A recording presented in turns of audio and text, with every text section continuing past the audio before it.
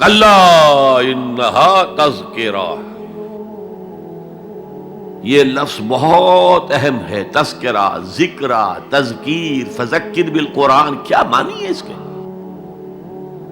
یاد دہانی صحیح ترین ترجمہ ہے، یاد دہانی۔ ایک ہے کسی کو کچھ سکھانا، نئی بات سکھانا، ایک ہے یاد دہانی، اسے ایک چیز معلوم تھی کوئی بھول گیا، یاد کرانا۔ جیسے آپ کے کسی دوست نے آپ کو بہت قیمتی قلم دیا تھا، آپ نے اسے بہت سنبھال کر اپنے ٹرنک میں رکھ دیا، اب سال ہا سال ہو گئے، نہ دوست سے ملاقات نہ وہ یاد، اچانک آپ نے کسی روز ٹرنک کھولا اور وہ قلم آ گیا، تو آپ کو دوست یاد آ جائے گا کہ نہیں؟ اسی لیے قرآن آفاق و انفس کے لیے آیات کہتا ہے، ہم اپنی آیات دکھائیں گے تمہیں، نشانی جس کو دیکھ کر تم ہمیں پہچانو گے۔ اور تذکرہ کا مطلب کیا ہے؟ پوٹینشلی ایمان ہر انسان کے دل میں موجود ہے، یہ جو روح جو ہمارے قلب کی مسکن نکین ہے، اس میں اللہ کی معرفت بھی ہے، اللہ کی محبت بھی ہے۔ البتہ ذہول کے پردے پڑ گئے ہیں، بھول اور نسیان طاری ہو گیا ہے، ہم دنیا ہی کے اندر گم ہو کر رہ گئے ہیں، ہماری ساری دلچسپیاں دنیا سے ہیں، لہذا ہماری توجہ ہی نہیں ہے، ورنہ ہر انسان کے دل میں یہ جو یہاں ہندوستان میں کہتے ہیں آتما اور پرماتما، آتما اور پرماتما کا تو تعلق بہت گہرا ہے، ابتدا میں بنا دی گئی تھی ارواح، جب ہم سب کے سب تمام انسان آدم سے لے کر اور تا قیامت جو انسان آئے گا دنیا میں، ان سب کی ارواح پیدا کر دی گئی، اور پوچھا گیا الست بربکم قالوا بلا، یاد ہے؟ لہذا یہ تذکرہ ہے، یہ یاد دہانی ہے، تمہارے اندر موجود ہے، اللہ کی معرفت بھی موجود ہے، اللہ کی محبت بھی موجود ہے، لیکن کلا بل ران علی قلوبہم ما کانوا یعملون،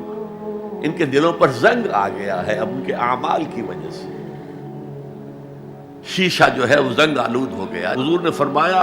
ان هذه القلوب لتصدع كما يصدع الحديد اذا اصابه الماء، ان دلوں پر بھی زنگ آ جاتا ہے جیسے کہ لوہے کے اوپر پانی پڑتا رہے تو اس کو زنگ آ جاتا ہے۔ پوچھا گیا فما جلاؤها یا رسول اللہ، اے اللہ کے رسول ہماری تلواروں کو زنگ لگتا ہے، ہم پالش کرتے ہیں، سیکل کرتے ہیں، وہ پھر چمک اٹھتے ہیں، تو دل پر اگر زنگ آ جائے تو اس کا علاج کیا ہے؟ دو چیزیں فرمائی، کثرت و ذکر الموت و تلاوت القرآن، دو کام کرو کثرت سے، موت کو یاد رکھو، یہاں رہنا نہیں ہے، جانا ہے، یہ ہمارا گھر نہیں ہے، یہ ہماری منزل نہیں ہے، ہمارا اصل گھر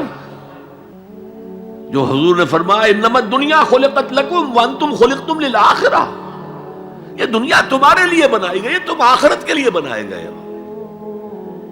اسی لیے حضور نے فرمایا کن فی الدنیا کانک غریب عابر السبیل، دنیا میں ایسے رہو جیسے راہ چلتے مسافر ہو یا اجنبی ہو۔ اپنے بارے میں فرمایا مالی ولی دنیا، مجھے تمہاری دنیا سے کیا سروکار، انما مثلی کراکب استظل تحت شجرۃ ثم راح فترکھا، میری مثال اس مسافر کی سی ہے جو ذرا سستانے کے لیے کسی درخت کے سائے میں بیٹھتا ہے تھوڑی دیر، وہ اس کا گھر تو نہیں ہے، اس کی منزل نہیں ہے، پھر وہ اس کو چھوڑتا ہے، اپنا راستہ لیتا ہے۔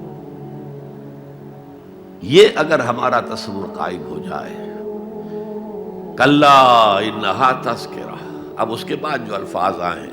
فی صحف مکرمۃ مرفوعۃ مطہرۃ بایدی سفرۃ کرام بررہ،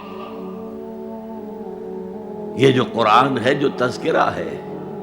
یہ بڑے ہی انتہائی پاکیزہ صحیفوں میں ہے، فی صحف مکرمۃ، بڑے باعزت، مرفوعۃ مطہرۃ، مرفوع بلند اور انتہائی پاک، بے ایدی سفرۃ، یہ کن کے ہاتھوں میں ہے؟ لکھنے والے وہ فرشتے، بے ایدی سفرۃ کرام بررہ، جو نہایت باعزت ہے، بہت وفادار ہے اللہ کے۔ یعنی اصل قرآن کہاں ہے؟ لوح محفوظ میں ہے، اصل قرآن کہاں ہے؟ ابھی اگلی جو پڑھیں گے ہم، کتاب مکنون، چھپی ہوئی کتاب کے اندر ہے۔ اصل قرآن کہاں ہے؟ وَإِنَّهَا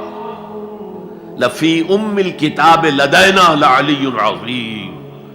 یہ تو اس ام الکتاب میں جو ہمارے پاس ہے، بہت بلند ہے اور بہت عظمت والا ہے۔